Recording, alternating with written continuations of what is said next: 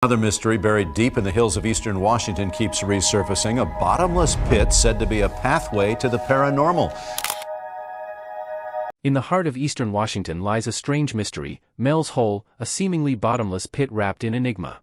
Discovered by local resident Mel Waters, this hole has led to a series of eerie discoveries and unexplainable events that defy rational understanding. Surveillance cameras lowered into its depths have captured unsettling images, leaving even seasoned scientists perplexed.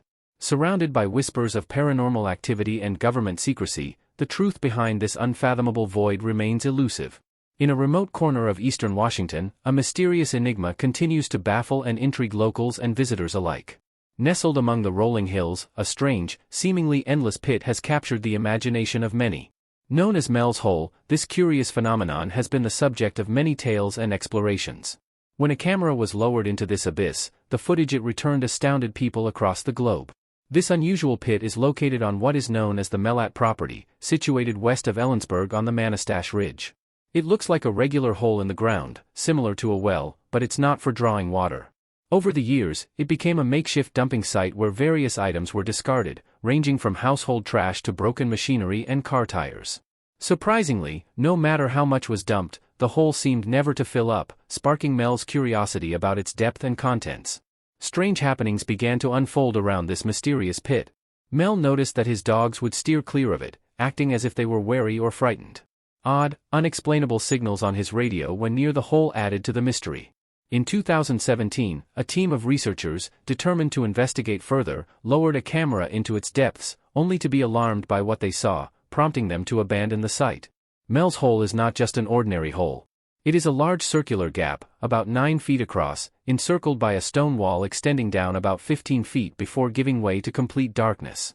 The hole, long used as a dumping site by Mel and his neighbors, astonished everyone with its silence, no sound, echoes, or indication of depth when items were thrown in. Driven by curiosity, Mel Waters, an avid fisherman, decided to measure its depth. Attaching a 1-pound weight to his fishing line, he lowered it into the pit, unspooling 4,500 feet of line without hitting bottom. Determined to discover more, he switched to using Lifesavers candy, hoping to detect water, but they returned completely dry. Undeterred, Mel extended the line, eventually reaching an incredible 10,000 feet, and still, no bottom was found. He went as far as using a total of 880,000 feet, over 166 miles, of line, yet the hole remained bottomless.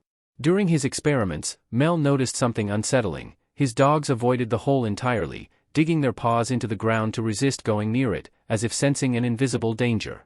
The area around the hole was eerily silent, devoid of birds or insects, although birds flew over it unperturbed. Conversations with neighbors revealed similar stories about their dogs, and one neighbor shared a chilling account. Grieving the loss of his dog, he had disposed of its body in the hole, only to see the same dog days later, alive and wearing its familiar collar, yet behaving as if it had come from another world.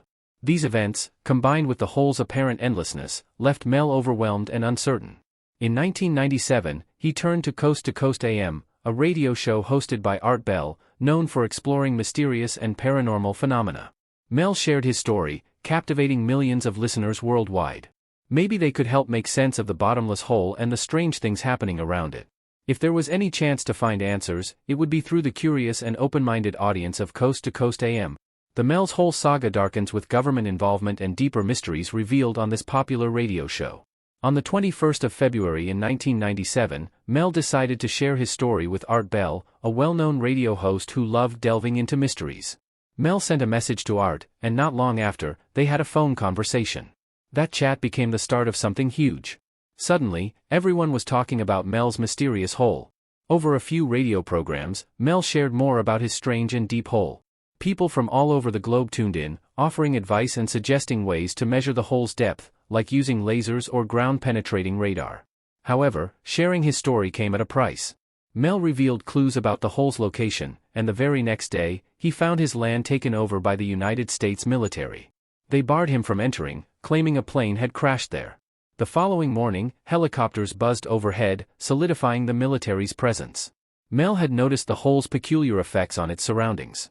Animals avoided it, while plants thrived. Radios near the hole emitted strange noises, occasionally picking up distant stations or broadcasts from decades ago. Once, Mel's radio played music from the past, and on another occasion, it tuned into a 1967 baseball game. When Mel spoke to Art from Ellensburg, their hour-long conversation set off a series of events. Upon trying to return to his land, Mel found armed military personnel blocking his way, claiming they needed to investigate a crash site. Yet, there were no signs of wreckage. A man in plain clothes hinted at potential legal troubles if Mel resisted. Undeterred, Mel threatened to alert the media, but the man dismissed him, asserting no one would believe his story.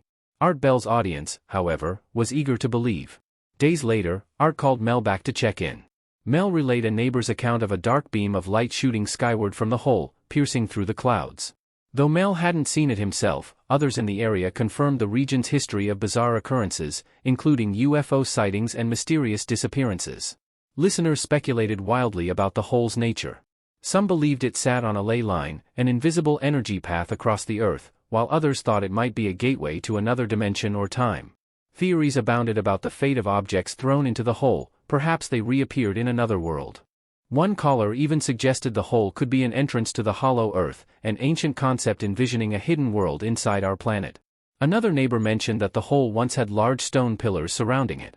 Concerned listeners warned Mel about government surveillance, cautioning him against sharing too much. Mel promised to return with updates, but when his next appearance was due, he vanished. Calls went unanswered, and a TV crew investigating the area found no trace of the hole, only evidence of military activity. Years later, Mel would reveal that someone had offered him a staggering $3 million annually to lease his land. Yet, the mystery of Mel's hole remained unsolved, shrouded in speculation, strange occurrences, and government secrecy. But there was a big condition: he had to agree not to talk about it, pack his bags, leave the United States right away, and promise never to come back. Mel decided to accept the deal, and he moved to Australia for 2 years. But, even so, he started to miss his family and everything back home. So, despite everything, Mel made up his mind to sneak back into the United States and visit his family. Mel's journey became riskier as he confronted danger and sought the elusive truth of the hole. Mel knew he wasn't supposed to come back. Everyone had warned him. But Mel didn't listen. He came back to visit his family and even planned to tell more of his story on Art Bell's radio show. But, things didn't go as planned, not at all. On the day he was supposed to go on the radio, Mel was on a bus. He was on his way to see his nephew. Out of nowhere, an argument started on the bus. It got so bad that the police came. Everyone on the bus had to answer questions. Then, they were all moved to another bus to continue their journeys. But Mel's day was about to get weirder. Suddenly, he just blacked out. He had no idea what happened for a while. When he woke up, he found himself in a totally different place. He was in an alley in San Francisco, confused and scared. 12 whole days had disappeared from his life. His wallet? Gone. His arm? Hurting a lot. He looked at it and saw marks, like someone had put a needle in his arm many times and places where tape had been stuck on him, probably for an 4 tube. But wait, there's more. Mel tasted blood in his mouth. He checked and found out some of his back teeth were missing. How did that even happen? Mel was totally lost and didn't understand what was going on. Things didn't get any better for Mel. He never made it back to his own land. Next thing he knew, he was in trouble with the law. They said he built things he shouldn't have, like houses, roads, and other stuff. But Mel knew he didn't do any of that. Remember, the government had been using his land for 2 whole years. But that didn't matter. Mel ended up losing everything he owned. As if all that wasn't bad enough, just a day or two after he tried to talk to Art Bell again, Mel checked his bank and found out all his money was gone. Now, a lot of people started saying Mel's story was just made up. They didn't believe any of it. But Art Bell, who loved a good mystery, invited Mel back to tell his story anyway. Mel shared something interesting. He said a TV crew went to look for his mysterious hole. They didn't find the hole, but they did find evidence that the military had been doing something big in the area. And there's another strange piece of the puzzle: suddenly, airplanes weren't allowed to fly over Mel's land anymore. The area that was off limits for planes got even bigger. And then, something weird appeared on the internet. On a website that showed satellite pictures of the Earth, the area around Mel's land was just a black square. You couldn't see anything. Some people thought Mel saw this black square online and made up the story about his land. But here's the thing: the website with the black square didn't start until 6 months after Mel first called Art Bell. He couldn't have known about it. But just when you think Mel's story can't get any stranger, something new happened. A Native American tribe from Nevada reached out to him. They had heard about his hole, and they had their own bottomless hole they were studying. They wanted Mel's help.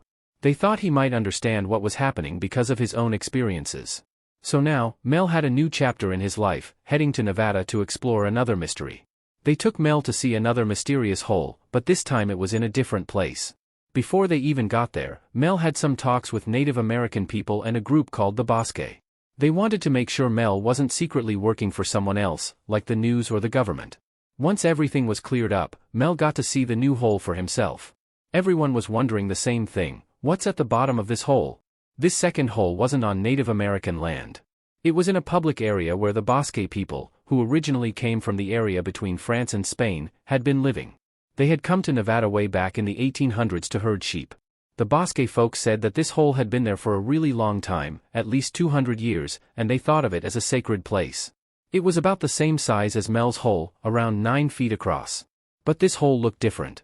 Instead of a stone wall around the edge, this one had a metal ring all the way down. And it wasn't just any metal, it was something unusual. Mel noticed something really strange about this hole: it felt warm. When he accidentally dropped a tool onto the metal ring, there was no sound. It was like the noise just disappeared. Mel and the Bosque people decided to try some experiments. First, they lowered a bucket filled with ice down into the hole, going down about 1,000 feet. They also kept some ice up top to see what would happen to it. When the ice on top melted, they pulled the bucket back up. But the ice down below? It hadn't melted at all. Even weirder, it wasn't cold anymore, and it was totally dry, like chunks of salt. They tried to melt this strange ice with fire, but instead of melting, it actually caught on fire and kept burning for a really long time, like months. They tried sending different amounts of ice down the hole a few times. Sometimes it melted like normal, but other times it changed into the weird, burnable kind. Then, someone from the Bosque group thought about going down the hole themselves. But everyone else quickly said that was a bad idea. So, they came up with another plan: they would lower a sheep down into the hole instead. Now, this might sound strange, but they really did it. The sheep, though, seemed to know something wasn't right. It didn't want to go down into the hole at all. It was as if the sheep could sense that something weird was going to happen. Venture deeper into the enigma of Mel's hole, blending the extraordinary with the unexplained. The team carefully lowered a box with a sheep inside it deep into the hole, aiming for 1,000 feet down. Suddenly, the rope stopped moving, and everything around them felt strange.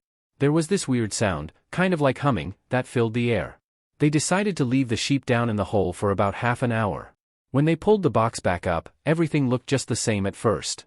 But when they checked the sheep more closely, they found it wasn't moving. It seemed to be dead. Everyone was shocked and a bit scared. They felt like they were dealing with something really big, almost holy. The Bosque people, who know a lot about sheep, decided to open up the sheep to see what had happened inside. What they found was really scary and weird. The inside of the sheep was like it had been cooked, and there was this huge lump, a tumor, that took up most of the space inside it. And then things got even weirder. The tumor started moving all on its own. Everyone was so surprised and didn't know what to think. They decided to cut the tumor open to see what was inside. And inside, there was something that looked like a baby seal, but not exactly. It was connected to the tumor like a baby to its mom, with an umbilical cord. But the eyes, those were human eyes. This seal-like thing, after they found it, moved to the edge of the table on its own. Mel felt like it wanted to go back to the hole. So, he picked it up, even though it was really slimy and smelled strange, like the air after a big storm, and put it near the hole. They all just watched each other for a couple of hours. Then, suddenly, the seal thing looked at them one last time and jumped back into the hole. Now, before all this happened in Nevada, Mel was very sick. The doctors told him he had a serious type of cancer in his throat and that he didn't have much time left. But after he came back from this incredible adventure, something amazing happened. He wasn't sick anymore. He felt better than he had in a long time. Mel believed that somehow, meeting that seal-like creature had cured his cancer. This whole experience changed Mel's life completely. He went through something that most people would never even dream of. It was like he had stepped into a whole different world and come back a new person. As the episode of the radio show wrapped up, a serious caution was shared with everyone listening. The road to where Mel's mysterious hole was located was still out there, real and accessible. But there was a stern warning for all: don't try to go there. The message was clear: heading towards the hole could result in strange and possibly scary outcomes, like vanishing without a trace into something completely unknown. A few months after this, Mel went back on the Coast to Coast radio show. This time, he had more stories to tell, especially about what happened after those weird experiments with the never-ending burning ice. One of the Bosque folks, trying to stay warm, had brought a chunk of this burning ice into his cabin. But what followed was nothing he could have ever expected. The fire from the ice never went out, it just kept burning for months. And it did something strange to the air in the cabin, it pulled all the moisture out, making everything super dry. The guy living there got really dry skin and was always thirsty. Even trying to boil water was strange because the steam would somehow get sucked right into the fire. Then something totally unexpected happened. The wood stove, heated by this bizarre ice, just fell right through the floor of the cabin, as if the ground itself couldn't hold it up anymore. Instead of fixing it in a normal way, they just patched up the hole in the floor and kept using the weird fire for heat. But then, things got even weirder. A few weeks later, the whole cabin just fell apart into dust, as if it had just given up. When the cabin owner came back a month later with his brother, they saw something really odd. The stove was now sitting 5 feet below where the ground used to be. It was as if the burning ice had created a new, baby version of Mel's bottomless hole right there under the stove, leaving a smooth and even surface all around. They tried to get the stove out but couldn't do it on their own. It wasn't until they brought in a huge crane that they were able to pull the stove out of this new, mysterious pit. But that's not where the story ends. The Bosque people started sharing their own experiences with the magical seal creature that had come from the original hole. They saw the seal as a kind of friendly spirit, a good presence that had somehow connected them to the strange and powerful energies of the hole. They felt a deep, spiritual bond with it, something that went beyond normal understanding. And then there were the birds. Brightly colored birds started appearing around the hole, and no matter what, they couldn't be scared off or hurt. They just kept flying around, unbothered by anything. The Bosque saw these birds as a sign, a kind of acknowledgement or blessing from the magical seal and the mysterious energy of the hole. It was like the birds, and the seal, were part of a bigger, spiritual story that was unfolding right there in Nevada. Moving on, the truth about Mel's hole remains elusive, shrouded in mystery and darkness. In a twist that could only be found in the most bizarre of tales, the Bosque group came forward with a mind-bending claim. The magic seal, they said, had found a way to communicate with them. It wasn't through any normal means, but through a series of beeps and clicks over the radio. According to the Bosque, these weren't just random noises. They were messages. The seal, they believed, was actually talking to them, warning them about the dangers of the special burning ice. It was telling them that this ice could cause terrible things to happen if it got into the wrong hands. Art Bell, always looking for proof to back up incredible claims, asked the Bosque if they had any evidence of these strange communications. The Bosque assured him they did. They had recordings of every beep, every click, every message they thought they'd heard from the seal. Art, intrigued, promised to get Mel back on the show to talk about it all. He wanted Mel to bring any evidence he could find, recordings, photos, videos, anything, back from Nevada. The episode ended with promises of more to come, but then something unexpected happened. Mel went quiet. He stopped responding to Art's messages, and then, all of a sudden, his phone line went dead. No one heard from him again. 5 years ticked by, and the story of Mel's hole became one of those lingering mysteries, full of what-ifs and maybes, never quite forgotten. Mel's hole, in the end, remains one of the most intriguing stories ever told on Art Bell's show. But what can we actually verify? When it comes to the hole's exact location, things get murky. While satellite images from Terra server once showed a blacked-out area where the hole was said to be, Google Earth later made the area visible again. But nothing conclusive was found. Even if the military had taken over, as Mel claimed, they might have hidden any trace of the hole. Dedicated fans and curious onlookers have tried to pin down the real location based on Mel's descriptions. One person even visited a site that matched Mel's description of his property, complete with 2 old buildings, one of which had collapsed, just as Mel had said. They found a hole that matched Mel's description, 9 feet wide, with a stone wall around it. For a moment, the online world buzzed with excitement. Could this be Mel's hole? But that excitement was short-lived. The hole turned out to be just an old well, with a clear bottom in sight. As for Mel himself, he remains as much of a mystery as the hole. There are no records of anyone with his name living in the area where he said he lived. Some think he might have been using a fake name to protect his privacy. But one of the biggest holes in the story, so to speak, is the lack of any photos or physical evidence. Despite all the incredible tales, no one has been able to produce a single picture of the hole or any of the strange events said to have happened around it. Every time Mel chatted with Art Bell on the radio, Art would ask him for photos to prove his wild stories. But Mel always had an excuse. Sometimes, he'd say he just forgot to snap pictures, which sounded pretty weird. Other times, he claimed that cameras just wouldn't work near the mysterious hole because of some strange interference. And then there were moments when Mel said he did have photos and even recordings, but for some reason, he never seemed to have them on hand. He'd always say he'd send them over later. Despite all these incredible stories, Mel never tried to make money off his tale. If he'd wanted to, he could have sold all sorts of stuff, t-shirts, books, even fake photos. There were plenty of people who would have bought them just because they were fascinated by the story. Some folks think Mel's story got so wild over time that he just couldn't keep up with his own fabrications, leading him to drop off the map. But on the other hand, Mel was pretty good at sticking to his original story.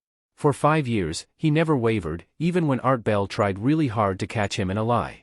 But let's talk about the hole itself. The idea of a hole that goes on for miles and miles without collapsing is pretty hard to believe. It's a geological puzzle. Unless, of course, this hole was some magical gateway to another world or something. But we still don't know for sure. There are people who believe in Mel's hole, but even Art Bell, who loved a good mystery, might have had his doubts. Nevertheless, Art knew his audience loved this kind of eerie, unexplainable tale. It's become a legend that's lasted decades. In 2017, a group of adventurous souls, still hooked on the mystery of Mel's hole, decided to take matters into their own hands. They gathered up modern tech like GoPro cameras and powerful lights, and they set off to find this legendary pit. Their journey was sparked by some coordinates they found online, pointing them to what could be Mel's hole. They ended up at a farm, staring into what seemed like an endless void. The depth was beyond understanding. They tossed rocks down it, listening for any sign of a bottom, but the mystery only deepened. While they were there, they noticed someone, or something, watching them from afar. It added an eerie layer to their quest. They had filmed everything, but before they could review the footage, they felt an urgent need to get out of there. Before leaving, they saw a beetle fall into the hole, a moment that symbolized the deep, unending unknown that continues to draw us in, compelling the human imagination to wonder what secrets lie just out of reach. Is Mel's hole just an urban legend, or is there a deeper, darker truth buried in the Washington wilderness? Share your thoughts below and don't forget to hit like and subscribe for more mysterious tales.